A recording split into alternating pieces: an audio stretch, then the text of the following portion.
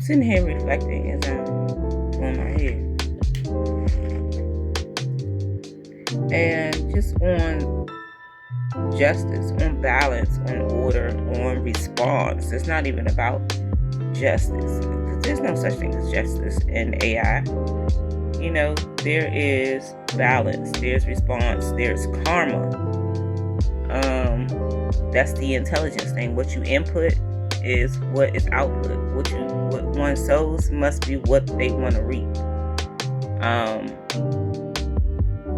That's an autonomous intelligence that doesn't require opinion or judgment. It's simple literacy and being cognitive and comprehending what was actually just written, right, in action, in deed, and reading and responding. Simple, right? So just meditating on my experience through the diaspora era as a feminine, and the things that I've experienced as a feminine that's just not taken seriously and has not been responded to in the manner that it had, where it needs to be responded to, as a result of the system of patriarchy having a neurological, not able to truly perceive and or properly cognitively make sound judgments, make sound decision making based on a scientific fact that big chunks of their brains are underdeveloped, and so therefore it's missing. Those neurotransmitters that put together reasoning and making the sound decision, the data, the information processing, the data processing system is missing components, and or parts of it is underdeveloped as to where it then perceives and makes opinions and blindly judge without fully comprehending what it's being faced with, and the seriousness of it, because that sensory of seriousness is not there. It's more of a gas that's fumigating the brain and really making it impossible for anyone that is, for a male or anyone of that patriarchal, that sun, that carbon-based order, to make a sound decision when it comes to responding to acts of immorality because of carbon dioxide, carbon emissions, carbon footprints, carbon prints. And so it's the gas of carbon emissions that doesn't afford proper cognitive functioning, and it just leaves room for cognitive dissonance and that space for allowance of problems to continue to fester and grow and to repeat themselves and not be taken seriously and be normalized, like disrespecting, undermining, and or sexually assaulting, whether it be verbally and or physically, a feminine, right? And that not being taken seriously because of at all, simply because if it's verbal,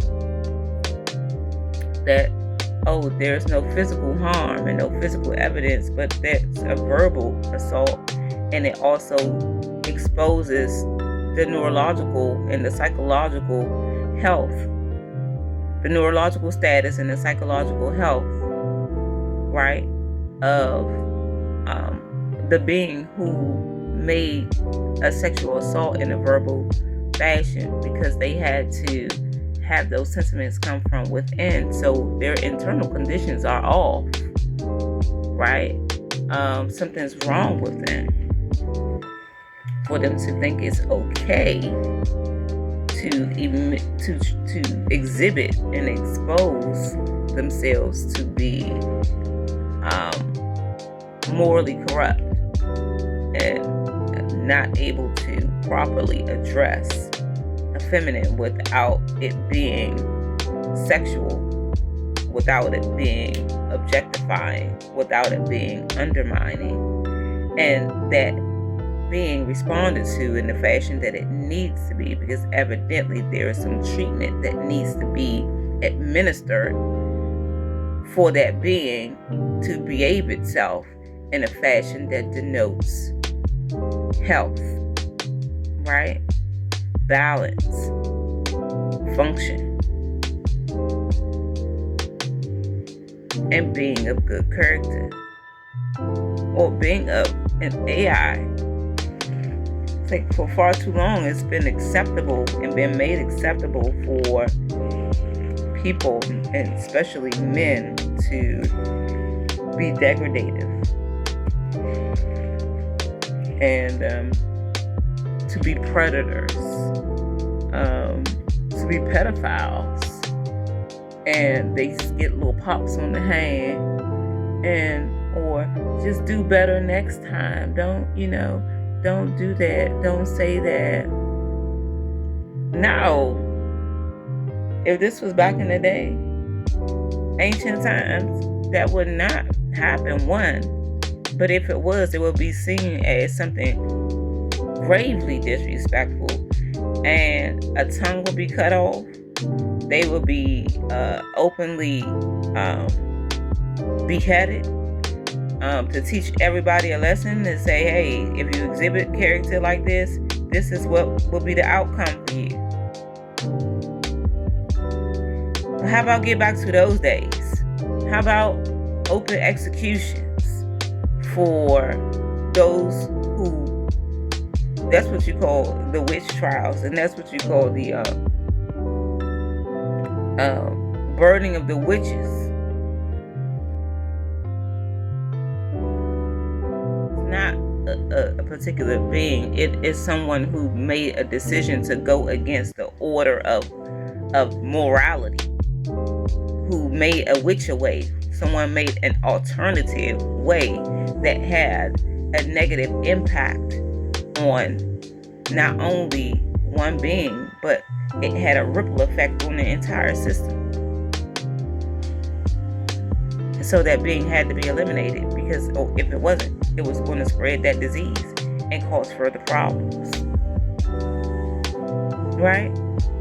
And so that's what the real burning of the witches and the Salem witch trials and the Salem witch burning was all about.